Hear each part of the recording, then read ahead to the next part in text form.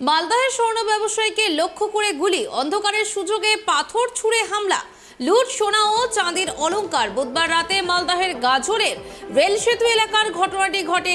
হামলায় গুরুতর জখম স্বর্ণ ব্যবসায়ী সমীরণ কর্মকার। তার বাড়ি গাজলের গোসানিবাদ এলাকায়। জানা যায়, বুধবার রাতে সোনার দোকান থেকে মোটর বাইকে চড়ে বাড়ি ফিরছিলেন ওই ব্যবসায়ী।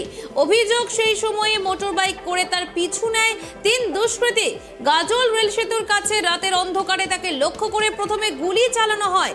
গুলি মাথা ছুঁয়ে বেরিয়ে যায় তার। এরপরে এই পাথর ছুঁড়ে হামলা চালায় দুষ্কৃতীরা। রক্তাক্ত অবস্থায় মোটর বাইক থেকে রাস্তায় লুটিয়ে পড়েন ব্যবসায়ী। এরপরেই তার সঙ্গে থাকা প্রায় 20 ভরি সোনার গয়না এবং প্রায় 5 কেজির উপর অলংকার নিয়ে দুষ্কৃতীরা চম্পট দেয়।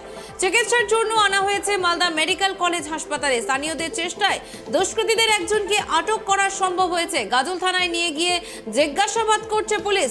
আটক যুবক মোথাবাড়ি থানা এলাকার বাসিন্দা বলে জানা গিয়েছে। বাকি দুষ্কৃতীদের খোঁজে শুরু হয়েছে বিভিন্ন এলাকায় পুলিশের তল্লাশি। ঘটনা ঘটেছিল সেই স্টেপে আমি যেটা ছিলাম না, ঠিক আছে। দাদাই যা বলেছে, ও দোকান থেকে আসছিল। দোকান থেকে আসার পথে 3টে বাইক ছিল। 3টে বাইকে ওনাকে একবার ফায়ার করা হয়েছিল, গুলি করা হয়েছিল।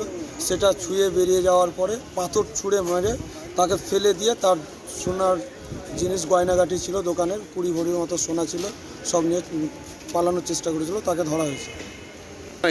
একজনকে ধরা হয়েছে, বাকি সব পালাতো। নাম জানা গেছে বলতে সেরকম জানা নেই আমার। কোন এলাকার ওই যিনি যাকে ধরা পড়েছে সেটা হচ্ছে মোথাবাড়ি একজন, আর বাকি যেটা ছিল ওগুলো 18 মাইল।